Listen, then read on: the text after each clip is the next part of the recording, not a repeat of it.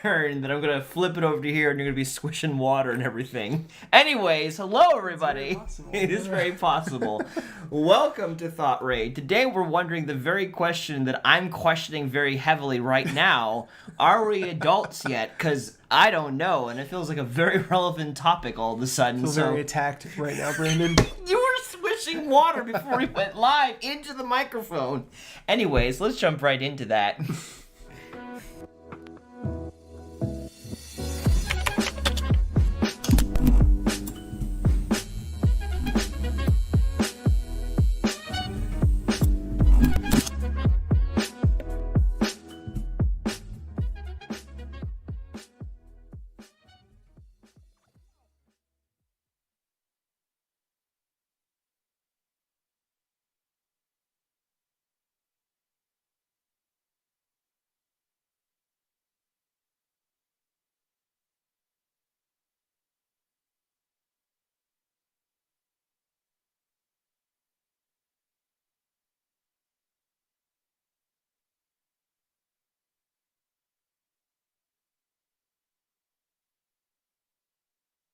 Let's start that again. Hello and welcome to thoutraid, a show where we take on thoughts and find better ways of thinking about them. I'm so sorry I had it muted the whole time and couldn't recognize it.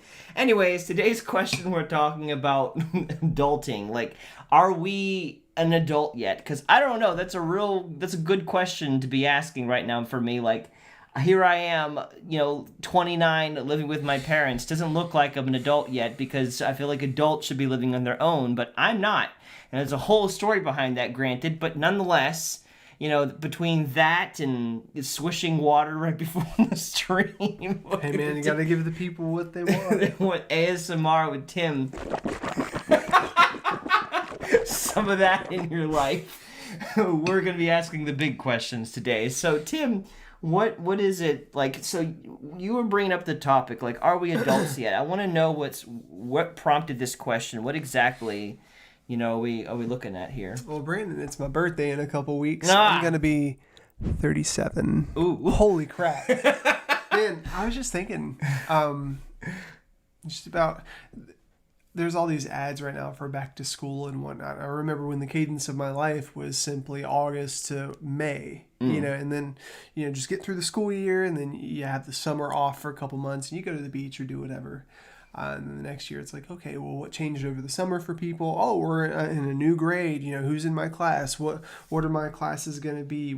Oh, man, college is looming, but it's still so far off. And real life and being an adult so far off, Never going to get there, and then suddenly you're there. Yeah, well, I just realized, man, I graduated in 2002. It's 2021 now. I've almost been out of school for 20 years. You graduated high school in 2002? Yeah, I've almost been out of school for 20 years. 2002 is when I moved to North Carolina. Well, it was a year after I moved to North Carolina. I was in 4th grade. Oh my gosh. The hair's coming down for this one. No, my head just itches. We've been doing stuff in our basement, redoing everything and taking down insulation and doing all sorts of adult stuff. Head's itchy. That majestic hair. Yeah, but I've just been thinking, man, like, I've been out of school for 20 years, and I remember when I was in school, I always thought about what my adult life would look like, how I would do things differently, especially different from what my parents were doing. What did you anticipate you would be doing by the time you've reached nearly 37? Oh, that's a great question, man. For me, I always thought that I would own a house and be married with kids and have lots of money and a profession. And I mean, the typical American dream, you always thought that, okay, well, when I grow up, everything's going to be great. Well, you got married, you got a house, you have a profession, so you got 3 of those things. You're missing kids. And that money. Hasn't happened yet. Well, what you were just talking about, you said that you're 29 living with your parents, and there's talking about a cadence. There's this cadence that people expect that they should follow. Meta, breakthemeta.net. There's a meta, a most effective tactic available that people generally believe they should follow, And when you don't follow that just leaves you questioning, man, do I just suck at life? Yeah. Yeah, I mean, like I said, like being 29, being back with my parents. My parents have been very great and gracious the whole Don't forget to time. hit the button. Oh yeah, thanks for reminding me. Yep, Anyways, they've yep, been yep. great and gracious the whole time, but like, it's still there's the stigma that comes along with the territory of being in your 30s or nearly in your 30s and still living with your parents. It's not coming from my parents, but it's coming not even technically coming from other people, but like it did happen in one actually instance. I was on a dating app, and that's a whole conversation we thought about having, but I was on a dating app, and one of the questions the girl asked me was, am I living on my own? I'm like, no, but there's a whole story behind that, but it didn't work out between us. She's like, next. Yeah. Swipe left. Maybe so. So, like, there's a whole stigma behind them. Like, I was living on my own for a solid 4 years, perfectly fine and doing well.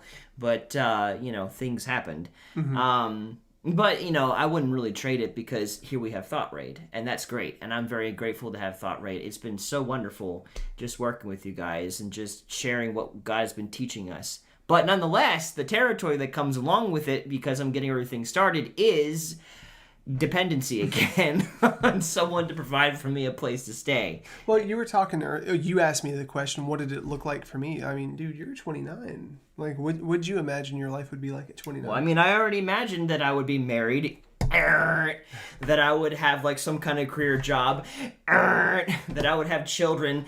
All that didn't happen at all. Like, I'm still single, still don't have children. I don't have a house of my own. I don't really have a career necessarily. We're building this, so this is kind of close, but I was expecting to be somewhere else, and I'm not there at all. And I feel like an adult, granted, but I don't necessarily feel like a successful adult. I don't know. Like, I know that I've affected people's lives, absolutely. Like, I know that my life is not a waste. If I were to die tomorrow, I wouldn't feel like I wasted my life. Like, I have no regrets. But nonetheless, I still feel stupid. Just, like, could this have been avoided? Should I have been trying to avoid it or something? I don't know. But I really still have my convictions from God. So it's weird. It's like, on one hand, I don't feel any regrets whatsoever. On the other hand, I still wonder, like, could I be somewhere else by now if I'd applied myself a little bit more, if I had gotten a job sooner before this point? I don't know. Like, oh, gosh. Man, all of these questions. I feel that because if you know anything about my story, I wasted my life, my mid to late 20s. Several years, I was a piece. I'm not going to say a piece of what. I was just a piece. You were a piece. Yeah.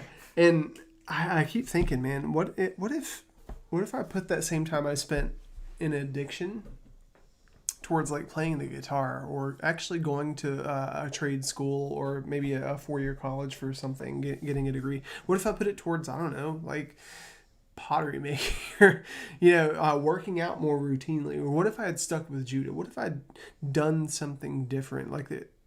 I don't know, man. Once you get into the scheme of things and you start getting, receiving the blows of life, you just get to those points where you feel like you can't give anymore.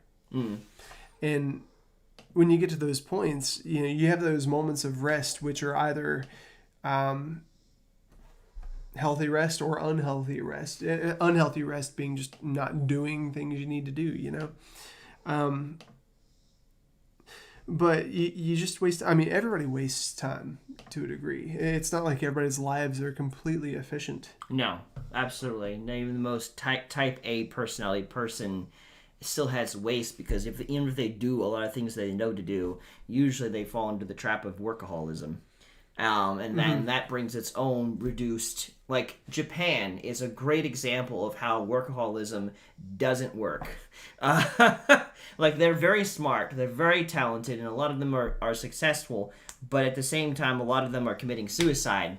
And no one really speaks up about it because of other issues besides just that. But, like, it doesn't work. Like, you can't just spend your entire life and time just building up and doing constant work and never having any time for rest. It's biblically unsound, even. Talking about biblically unsound, we were talking, we go to something called Roots, which is like a young adults group. Hey, Bryce. And they were talking about the difference between where Jesus was talking about having a new hope or living a new hope. I forget the context. Maybe it wasn't even Jesus. I don't know. I just wrote a new hope down in my little notebook. But then they also talked about the concept of event living. Event to event, like, okay, well, I've attained this and I've reached this milestone. Now my next milestone is, that's exactly what I was doing. I was in school. My milestone was graduating. And then after that, it was, okay, college. And then after that, the next milestone was dating and getting married and landing a job. And then it's like I was pursuing milestones, man. And, now that I'm a Christian, and I actually have a relationship with God, and I engage with that. And I'm like, God, what do you want me to do? Like, the idea of adulting or being an adult is completely flipped on its head. It's weird, because it's like all the stuff that I thought that I wanted as far as arriving as an adult is just, it doesn't matter as much anymore. Yeah, and that's why I'm going back and forth, because on one hand, I do know, like I said, if I were to die tomorrow, I have no regrets. I don't feel like I've wasted my life. But my life is far away from anything that I would expect it to be by this point. So, like, I know that I've helped hundreds of people, at least, over the course of my life, whether directly or indirectly, at the very least. And that's just being moderate with the numbers, because I'm accounting for all the videos we put out there. I'm accounting for the people I've worked with directly. I'm accounting for the times that I've worked in retail and all the people that came in and out of those doors. So putting all of that into account, I've helped at least hundreds of people over the course of my life to some degree, some more direct and others a little bit more distant. But at the same time, I'm not stable financially by any shape, way, or form. Like, I have now a job, so that's great. I'm not worrying about where's the money going to come from anymore. But, I don't have some established career plan right now, like where I'm 29 and now I'm a district manager of the walking company, which was kind of the direction that I was moving towards before God gave me thoughtraid. So, like, I'm not there. So, like, I made it to assistant manager. I was going to make it to a store manager at some point. I was moving that direction. And then, thought process, what if I went to school a little bit longer, got myself a degree in computer science, and now I could have been developing video games. There's all these things I wonder, could have applied myself more and be more financially stable? And that bums me out. Well, do you think if you were financially stable right now, you'd feel more like an adult? In a way, yes. I feel like I would feel more like an adult, but I don't know that to be the case. And I don't even know if my life would be as effective as it's been now if that was what I chased the most out of everything in my life. Don't know. All I know is that I tend to make more sacrifices towards helping people than I do for helping myself in some cases. So I don't know. It's hard to say. Yeah. It's kind of weird, because all the areas of my life where I thought if I had just reached that pinnacle or done this thing or understood this thing or had this experience, I would feel like an adult. I've done some of those things. Like, You have a house. I have a house, and you have a wife. I drink alcohol. I always thought, only adults drink alcohol, or have like friends they go out to dinner with and things of that nature, or I know it sounds dumb, but pay taxes or be accountable for your own bills or make life decisions like renovating. My goodness, like only adults renovate, right? And like I said, we're redoing our basement right now. But every time I get in one of those things, it's a new space where I have no clue what I'm doing, Like, you go to school and you view you observe people's life situations and watch them navigate things, and you think to yourself, when that happens to me, I'm going to do it so much better. We all have that tick about us for the most part. Some of us are like, wow, I can't do that. And I definitely have those moments too. But as prepared as I thought that I was to be an adult, every time I get in one of these new things, it's like, okay, I've just had to accept a worldview where, okay, I'm not going to know how to do this. I'm going to fall on my face. It's just the process of learning how to do something and get better at doing it. Because I read something I wrote down in my journal a long time ago, and it said, we never really get good, what was it? We never master doing something. We just get, nothing ever becomes, okay, that's what it was. Sorry, guys. Getting it right. Things you don't know how to do, they never get easier. You just get better at learning how to do it. it's still just as difficult. Like, I don't know, man. Okay, so lifting weights. If you learn to bench press 150 pounds, it still takes the same amount of force to bench press that 150 pounds. You just get better at doing it, paying your taxes, or dumb thing I keep bringing up, managing your bills. It still takes the same amount of effort and whatever. Helping connect people to the right pair of shoes to help them with the problem they've been having with plantar fasciitis all their life. Difficult, but the more you do it, the better you are at figuring out what product works best for their feet. Yeah. Just thinking from putting it into my perspective from working in New Balance now. Yeah. Well, since you went from, if you guys don't know, Brandon used to work for the walking company. Yeah. As an assistant manager. I was. Assistant to the regional manager. Assistant to the regional manager. Dunham Mifflin plug. And then that job dried up, and then you did thoughtraid for a bit. You took unemployment for a bit, and now you're working as a part-time entry-level employee for New Balance / Fleet Feet. Mm-hmm. And ironically, it pays the same amount hourly as my assistant management job did with the walking company. Interesting. At part-time. Hey. Well, I want to talk about the concept of going back and forth, because there's a lot of people we talk to that we were talking about relationships earlier, getting married and doing the dating thing. There are some people I know, several people I know, in fact, who have done the dating thing, married, gotten divorced, and have married again. And I'm just wondering, I wonder how they feel like as an adult. I'm sure that feels hard, weird, and all sorts of things, because it's like, okay, I'm going to be married by this time. And you did. And then you got divorced. Mm-hmm. How does that feel? Well, somebody was talking to me about that, and they said that they feel like their adulthood is now being recycled. Recycled? That's an interesting way of putting it. Yeah, it's like we've done this one time, and now I'm doing it again, but it's not fresh and new. I guess it's not related to virginity at all. No, you can't just recycle that. Yeah, but just the idea of starting over as an adult, because I was listening to the radio, Spotify, and an ad came on for ECPI, and the thing that highlighted to me was it said, for adults who want to continue learning. I'm like, that's very specific. Yeah. I guess most college is geared towards people who had just gotten out of school, true young adults, but saying, okay, our college is geared towards adults that want to continue learning. Yeah. Yeah, I mean, as I'm thinking about this, I'm thinking specifically about, in every situation that I encounter, there's always the example of someone who's doing better than I am. But there is always the example of someone who's doing worse than I'm doing. Brandon, you don't need to compare yourself to me. Who says I'm trying to compare myself to you? Wait, I'm thinking specifically of just I know some people that just, I don't know, they live on the street, and I don't know how they got there per se, but in their situation, just think about what that would feel like. How am I being an adult that I'm living on the street and there's no one there to take care of me? So that one way that's adulting, but in another way, you have no income. What does that feel like? Does that make him any less of an adult? No. I don't go to a homeless person think that looks like he's 40 and think he's a child because he's living on the street. So clearly that's not the case. Mm-hmm. So, there's always examples, and there's times and seasons.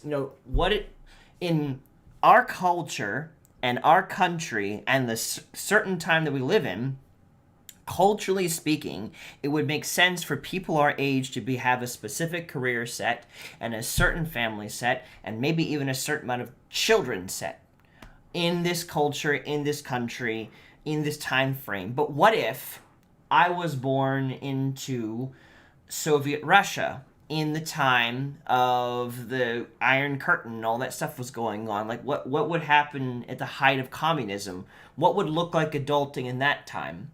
It would be something different. What if I was born into Greece in, ancient times, where they don't have the technology that they have, they don't have the pace that we move in nowadays. What looks like adulting then?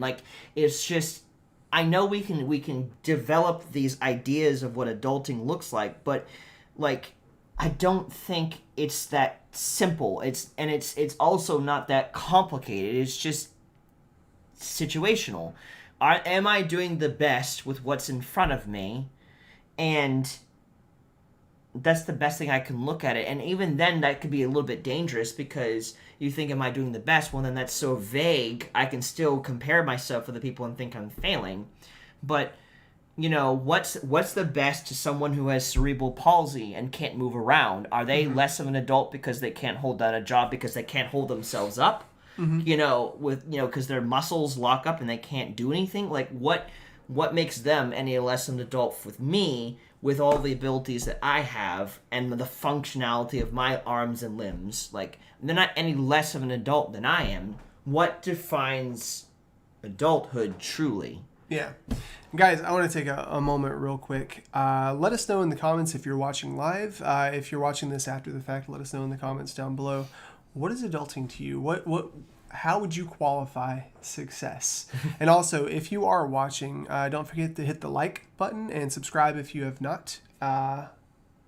Because that's the best way that you'll know when we're going live next, and you don't want to miss it because you love us and you want to be there for every single stream that we do. If you're a successful adult, you'll like this stream. You'll like, comment, and subscribe. No. Anyways, but I'd love to hear, because I talk to a lot of people, and man, especially people that I take as clients or that I talk to in a mentor / coach client relationship. Their perspective on what it means to be an adult, a successful adult, is always different.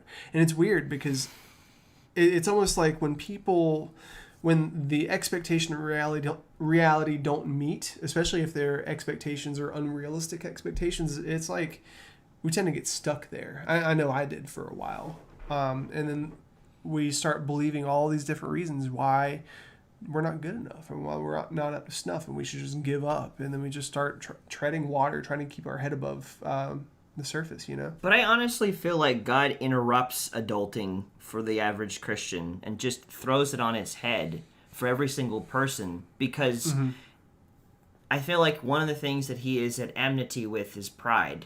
And adulting is one of the quickest ways that pride can enter into a person, because now I've arrived. I have the car. I have the family. I have the job. I have the money. I have the whatever. I am good. And before you know it, you don't need God, because you have all those things. You're successful and you have obtained these things. But I feel like for the average Christian's life, God probably intentionally flips adulting on its head, so that we realize that, this is not on our own strength, but this is on his strength. And the people that seem successful, all that success is brought to them by God, and it is a gift to them, and each person has varying amounts over the course of their life, or at all, because it depends. Because if you think about it, there are 7 billion people jousting for different positions in life. Not everyone can be the president of the United States. Not everyone can be a king or a queen of a country, or whatever it may look like, or not everyone can be the CEO or whatever. Because if everyone had the same position, if everyone was a CEO, who's managing the sewage system? Who's managing farms and bringing up food so that people are not starving to death and that there's famine constantly? Like, not everyone is able to have the job and the position and all the accolades in life and actually truly be successful as an adult. That's not necessarily what adulting looks like. And I feel like God is very good at just taking all of that and just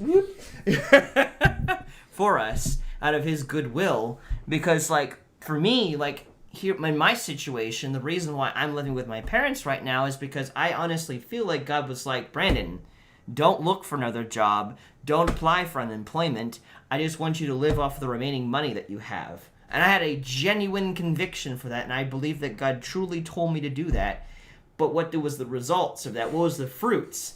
Hey, Mom and Dad, I cannot stay anywhere else except with you. I'm moving in. Just thinking about what you were talking about earlier regarding the dating app or whatever, and then also following God, it's almost like... Oh, that must be Ariane. I thought it was thunder, but I'm pretty sure it was Ariane. Just expectation and all that stuff. Because what if you are being a successful adult on your own life? Because they always say that you only see the tip of the iceberg when it comes to successful people. You don't know what's going on behind the scenes. and you just being written off because you live at home with your parents, right? Nobody cares to examine the circumstances. What if you are doing the right things and you are doing what's necessary as an adult and you are qualifying as a successful adult, but the sources around you through comparison or through criticism or whatever are saying you're not doing good enough? Like, how do you deal with that? Well, that's where you really need God in the situation, I think, and also, if you're not open to that, a very strong support group of people who love you for who you are and are willing to work with you where you're at. Because if you don't have that, then regardless of how strong, how stubborn, how secure you may be, if someone keeps jabbing at you and what they perceive as, success and you don't got it, eventually you're going to crumble, because it's like, what do you have to stand on if it keeps getting questioned? It's so very hard to define that without having other people there to encourage you after a while. I mean, again, there are some people that are just very stubborn, very secure, whatever, in something, and it takes a lot. But you have a rock. If you pour enough water over time, it's going to carve a path eventually, and you'll start seeing wear in that.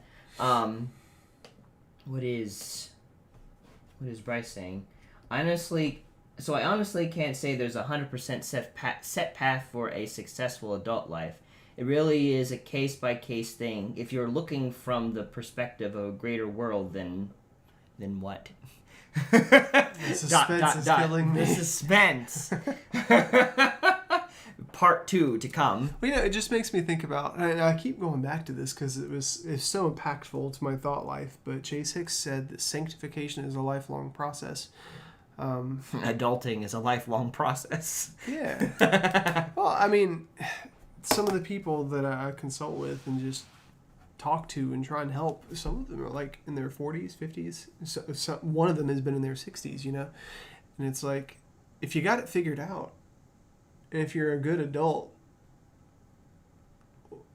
what do I have to teach this person? I'm 37. I'm still pretty young. There's a lot of stuff that I don't have figured out and a lot of mistakes I make. That was a question that I asked when we first became friends, because I was in my early 20s and you were just about ready to go into your 30s. I'm like, what do I have to offer? I'm so much younger than you are. Mm-hmm.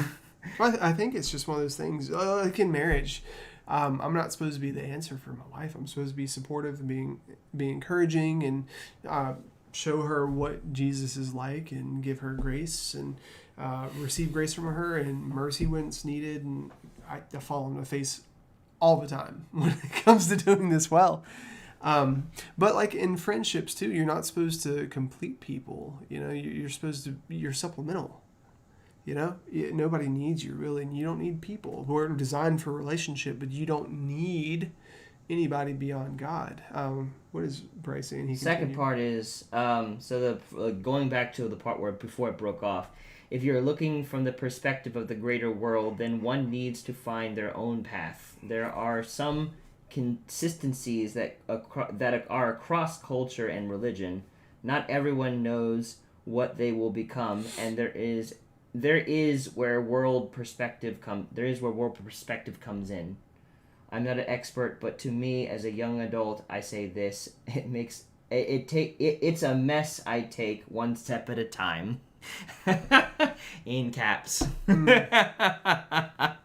Yes. But I wouldn't say that we don't need other people. It's just we don't want to be needy. Well, okay, let me reiterate. We can't be fulfilled by other people. We do need people. Well, there's a fulfillment that comes. I think we need to be more specific with that, because there is a fulfillment that comes from having other people. If that wasn't the case, then we could live as islands to ourselves and get everything we needed from God. Yeah, but when you search from other people what you need from God, you're always going to come up short. That's what I'm trying to say. Yeah, but that you want to make sure that's clear for those who may come in and don't know all that we're talking about right now. So yeah, there are things that you can really only get from God, because only God is consistently present in your life every second, every moment, and knows all of your thoughts. And there are some things that you may not be ready to receive from God, but need from other people. Yeah. This morning, going back on the whole working on projects thing, I went to Lowe's and I bought tons of stuff that I never would have bought as a kid. Man, I bought an X-Acto knife. I got some drywall screws. I bought drywall. I spent like $200 on Lowe's home improvement items, you know? And $200 as a kid, man, that's... What's 205 by 60? It's how many video games brand new? How many plush toys? Skateboard, just whatever I wanted, you know? And now it's like, I just understand that I have a responsibility to this house. But even doing all that, there were these big things. Have you ever moved drywall or used drywall at all? No, I've not had to deal with that. That crap is heavy. I bet so it is. heavy. And the drywall I got came in packs of 2, right? And so I went and I found one of those little carts. And you've been to Lowe's before, right? Yes. They have the carts that are flat, and then they have the carts that have the little vertical sections in them. Fit things in there. So I was thinking, okay, everybody's busy. I'm by myself. I don't need help because I'm a grown man. I can do this. I just need to think of. Nobody else is asking for help, so I don't need help. I got this. I look over. I see this one guy, put a single sheet of drywall onto his cart. I'm like, okay, I can figure this out. And so I start lifting the drywall sheets, pack of 2, mind you. I'm like, this is heavier than I thought. And as it starts coming down, shifting down, I'm trying to shift my weight around, trying to find the best way I can do this by myself. But I get it lowered onto the cart thing, and then as it falls, it probably falls like a foot, the edge of the drywall cracks. Oh, no. Right? And there's this huge, crack in the drywall itself. I'm thinking, crap. And then these 2 workers are walking by, and they're like, hey, you need some help? I'm like, yeah, sure. And they're like, how many do you need? And I told them. I was like, well, I broke this one, but I'll go about that. And he's like, nah, man, nobody was here to help you. Don't worry about it. It happens frequently. We'll just trash it. I'm like, cool. Trash a whole drywall. Gone. Yeah, so I get up to the lady, and I pay for the stuff, and she gives me a discount. I was like, cool, how much is it? $200. Crap, after a discount? Anyway, I took Arian's car. She drives a Honda Element, because I drive a little Mini, that wouldn't have worked. But I get the drywall to the car, and this guy's walking by, and I'm sitting here trying to figure out how I'm going to get this in. And he's like, do you need some help? And I was like, no, I'm good. I don't need help. I can figure this out. And so I'm struggling there for a few minutes trying to figure out how to get this drywall in the back of my wife's car. And sure enough, I crack this out of the drywall. This other man comes up, and he's like, hey, you need some help? I'm like, okay, I need help now. This is the 3rd time somebody has offered me help. No, each time I tried to do it myself, I declined help. Well, the first time I tried to do it myself, I messed up, and then I got help. The second time, I should have known to just say yes to help, but I didn't because of pride. I ended up cracking it, and I was like, okay. And then the guy helps me out. We get it in there. We chat for a bit, and he's like, yeah, we bought a house too, and $80,000 later, they're renovating their basement as well. I'm like, wow. Oh my gosh. He's more of an adult than me. But, the funny thing is, I still got the drywall up in my basement, and we're going through waterproofing and filling in cracks and stuff. And it's one of those things where that life lesson I'm going to carry with me, and I'm going to ask for help next time. And I think that's one of the things that helps me understand my adulthood. It's just looking back and saying, okay, well, there is this inexperience that I had the opportunity for an experience that was kind of scary that I've never done before. I walked through it and I made a few mistakes. Now on the other end, I've got the experience and I can pull from that experience. And I think, I don't know, at least for me, that makes me feel like an adult. You could say a part of adulting is learning when you need help. Yeah. And asking for it and how to ask for it and not just expect to do everything on your own.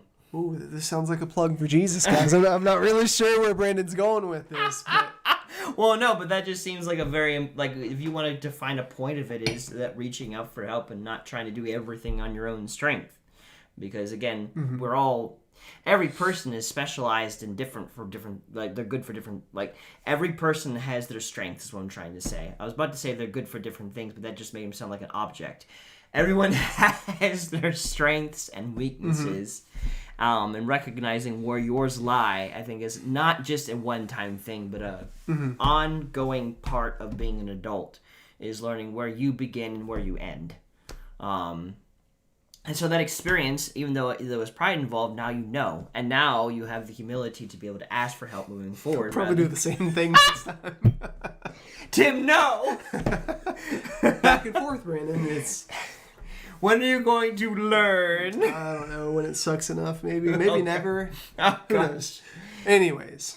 But I feel like that's an important part of becoming an adult is just learning to ask for help in certain things. I don't think you should ever stop asking for help because you're no longer a child. Mm-hmm. Like, you know, again, like, where does it begin? Where does adulting begin for someone with cerebral palsy? Where does adulting begin for someone with Down syndrome? Well, dude, it's so much pressure to not ask for help because there's so many areas where, like, my in-laws, for instance, very smart people, very savvy people when it comes to things like finances and whatnot.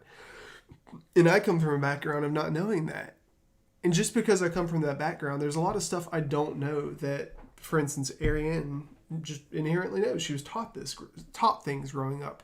And when I enter into those spaces where I realize there's a discrepancy here, there's something I don't know that they know or she knows, and I feel an expectation to know this stuff. And it's like, well, why? I've never learned that, you know? And I think that prevents me from feeling like an adult because I feel like I have to be something that I'm not. Yeah, I You know, mean, there's like, not grace for it. no adult knows everything. Every adult knows something.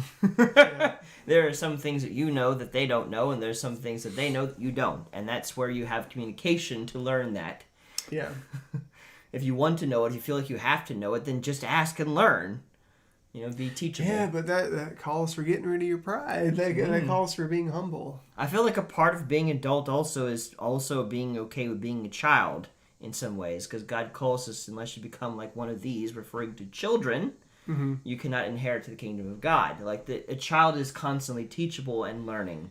Some children are stubborn, I do know that, but for the average child, they don't know what they're doing, and they're not afraid to ask. And then they do it with help half the time. So it's like, we're very similar. Like, I don't think God gives a lesser reward to someone who is less physically or mentally capable than he does to a person who is. Because I know people get into this weird comparative state where it's like, well, you should be able to do that, therefore you don't need this or this. And there are some times where a person just utterly lacks confidence, or they are just absolutely rebellious or something, and they should be doing it in that case.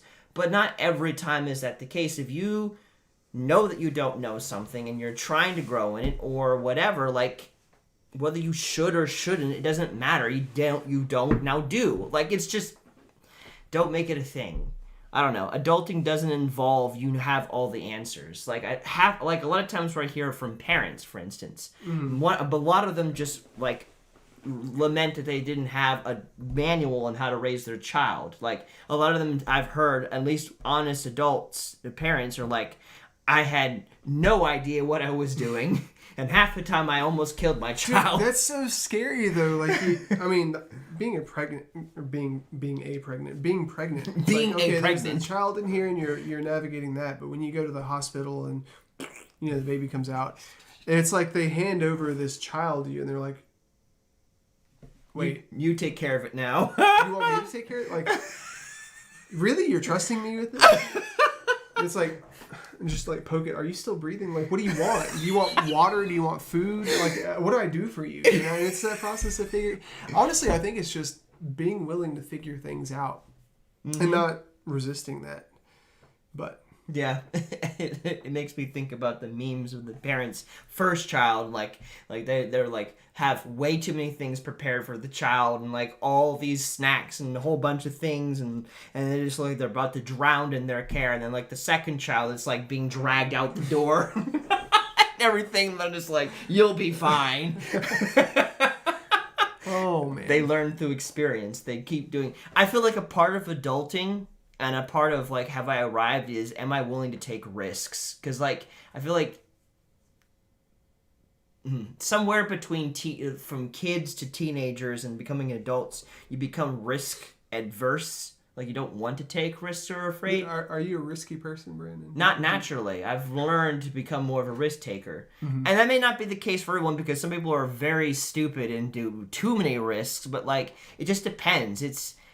I guess adulting, the easiest thing to say is a case-by-case person, but I think the root, if we can at least boil it down to something, it would be, are you growing? Like, are you building yourself up in some shape, way, or form in areas you know you need to grow?